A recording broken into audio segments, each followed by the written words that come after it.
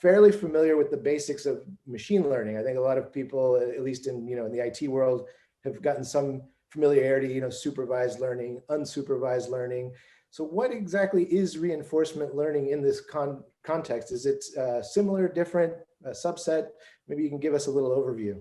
Yeah, that's a really good place to start. So we can talk a bit more about the technical aspects and what are involved a bit later. But at a really, really high level, I consider reinforcement learning to be a subset of machine learning, but not because of the way it's used, but just because of the techniques that we're using, the modeling that's done, and all the tooling that is used. It's very similar to machine learning. So it's all, part of a very similar family. But the principal difference is that in machine learning, you are using data to optimize for a single decision. So we usually have a goal. We're trying to predict whether someone is good for a loan or not, or whether we want to spend lots of money to recommend a particular item to a particular person. But these algorithms are always working on like a one-shot basis. They're trying to make that decision and make it once, and that's the end of it. Reinforcement learning is slightly different in the sense that it's optimizing for sequential decisions, multiple decisions over potentially a long period of time, but not necessarily. But it's the idea of making multiple decisions over multiple time steps in order to end up at an optimal place. So I think it's always best to try and bring in a couple of examples. So going back to the recommendation idea I just mentioned, with a traditional machine learning algorithm, you would attempt to gather lots of data about what people like to click on. And when somebody types something into a search box, for example, or they visit your website, you will recommend a single set of items, and that's it. And you kind of train the algorithms to put the best one-click items at the top of the list. But if you imagine that the recommendations task is for like news recommendations, what you would end up doing is you would end up promoting lots of clickbaity type articles, all the ones with the real clickbaity, click me for free stuff, or 6 reasons to do XYZ. They will always end up at the top of your list because they are kind of click heavy. But once a person clicks on that and is ultimately disappointed by the lewd advertisement that is behind that website, then they're going to be completely put off your platform or your application. Reinforcement learning takes a slightly different approach, and you would define a measure of success. It's not like just whether they click on it. The measure of success could be something like whether that person comes back to our website, or whether that person spends money on our website, and how much they spend on our website, things like that. So over time, it learns to promote content that eventually leads to increased retention and increased long-term spending on the website, and not just this one-shot, very myopic view of the world. So does that make sense? Yeah, it sounds like it's a bit bigger picture, and it's focused on an objective, like a more definable objective, rather than some quick result or some action or some set of artificial circumstances. So in fact, indeed, if I'm going to, deploy machine learning, I have a real goal in mind, and it sounds like this is meant to get you closer to that goal. Yeah, exactly. And one of the sort of accidental benefits of setting up the problem like this is that in machine learning, you're often using very technical metrics that are not very related to what the business is trying to do. So you're using things like accuracy and F1 score and all these horrible kind of really technical metrics that the business and the people trying to solve the actual business problem don't really understand.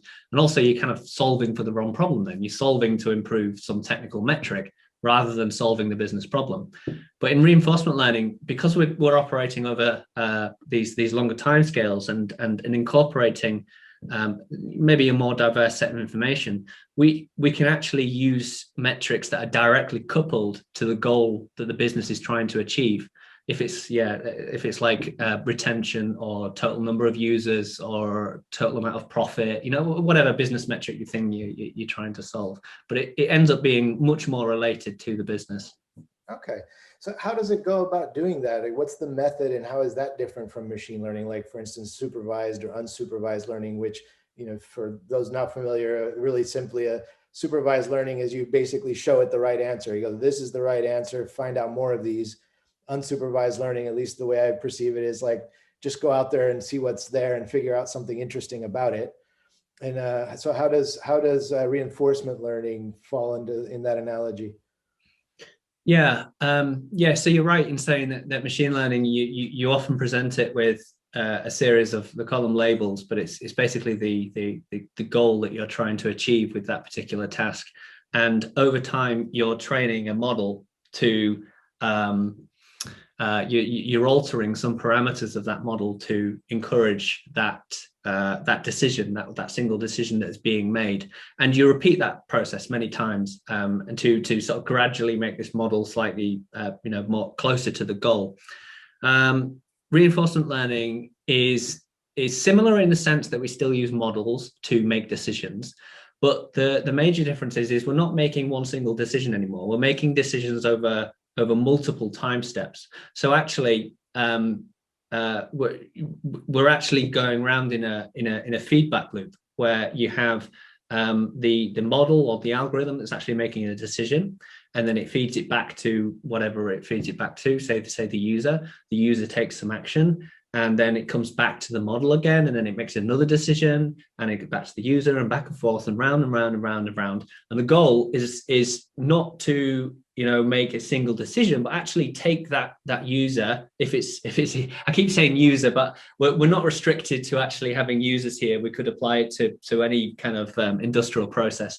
But if what we're trying to do is to take that user from where they were to a new place where we want them to be. And it's this feedback loop that kind of defines what reinforcement learning is. And that's why it's actually it's more technically complex to be able to solve these problems, because it's not as simple as just throwing a lot of examples at a model anymore. We need to throw a lot of examples at a model, and also a lot of these kind of sequential decisions as well. So it's kind of another dimension that we need to add to our data sets. So it kind of sounds, actually, in a way, they say simplicity is very complex, because technically, yeah.